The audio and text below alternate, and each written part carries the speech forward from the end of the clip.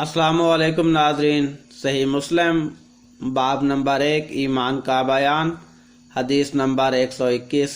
हज़रत मुआज़ बिन जबल रज़ियल्लाहु ताला अन्हु बयान फरमाते हैं कि मुझे रसूलुल्लाह सल्लल्लाहु अलैहि वसल्लम ने यमन का हाकिम बनाकर भेजा और फरमाया, तुम अहले किताब के कुछ लोगों के पास जा रहे हो।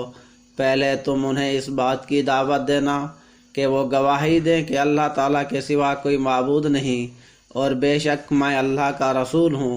अगर वो इसको मान लें तो उन्हें बताओ कि अल्लाह ताला ने दिन रात में 5 नमाजें उन पर फ़र्ज फरमाई हैं।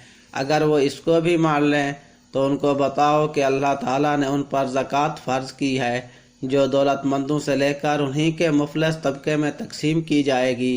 अब अगर वो इसको भी मान लें तो तुम उनका बेहतरीन माल हरगिज़ ना लेना और मज़लूमों की बद्दुआ से डरना, क्योंकि मज़लूमों की बद्दुआ और अल्लाह ताला के दरमियान कोई पर्दा नहीं, यानी बराह रास्त अल्लाह ताला तक पहुँचती है। मज़ीद इस तरह की मुस्तनद अहादीस मुबारका सुनने के लिए हमारी इस वीडियो को लाइक कीजिए और हमारा channel the news AD subscribe करें।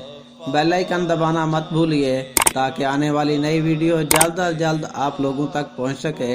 वस्सलाम।